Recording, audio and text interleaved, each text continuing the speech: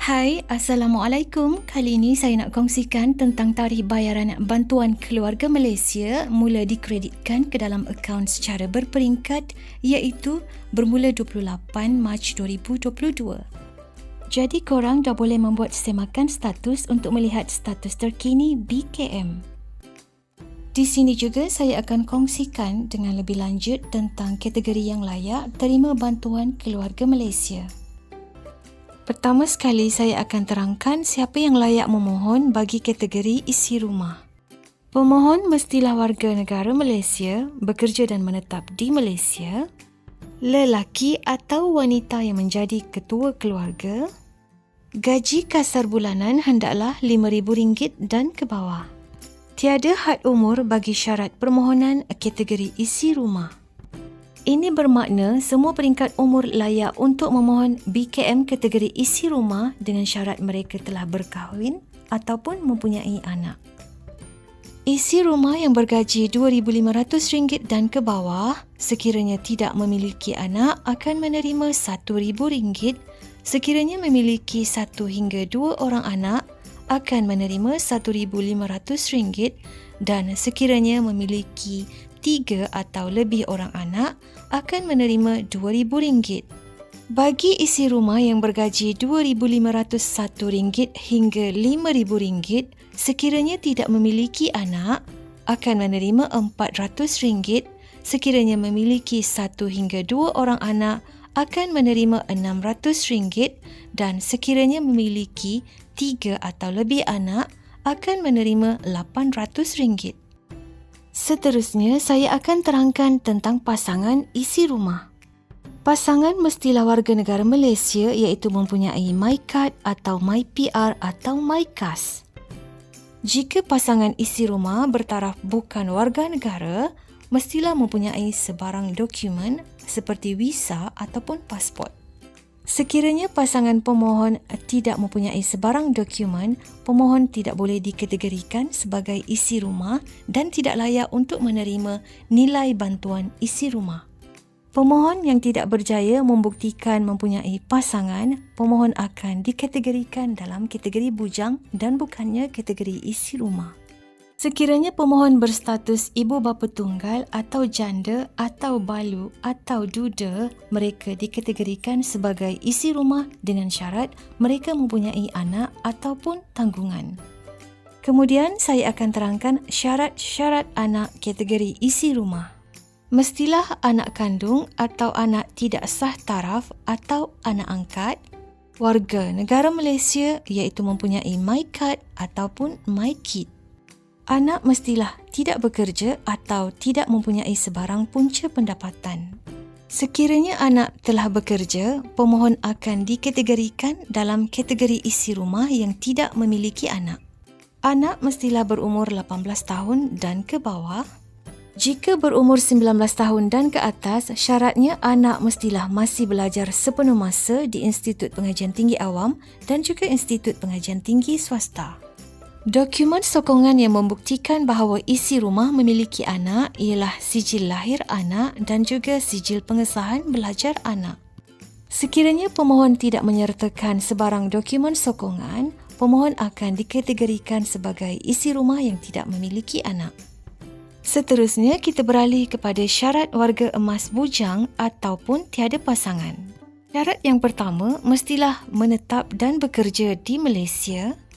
Sekiranya sudah tidak bekerja, mestilah menetap di Malaysia.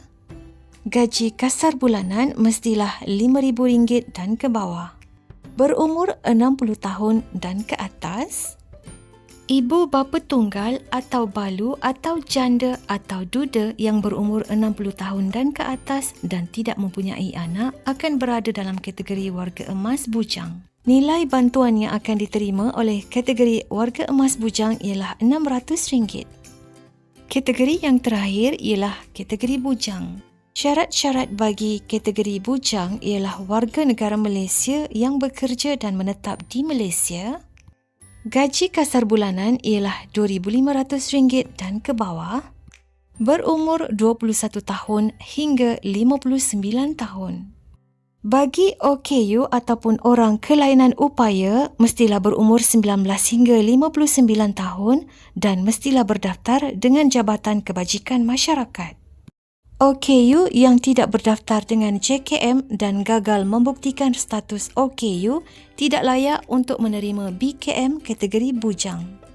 Nilai bantuan kategori bujang ialah sebanyak RM350.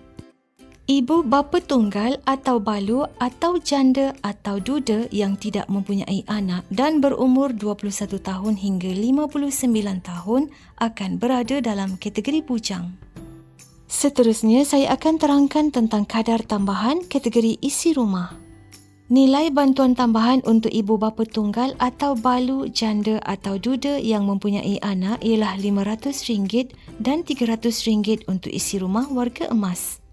Ibu bapa tunggal yang bergaji RM2,500 dan ke bawah serta mempunyai 1 hingga 2 orang anak, jumlah keseluruhan bantuan ialah sebanyak RM2,000. Ibu bapa tunggal yang bergaji RM2,500 dan ke bawah serta mempunyai 3 atau lebih orang anak, jumlah keseluruhan bantuan ialah sebanyak RM2,500. Seterusnya, ibu bapa tunggal yang bergaji RM2,501 hingga RM5,000 dan mempunyai 1 hingga 2 orang anak, jumlah keseluruhan bantuan ialah sebanyak RM1,100.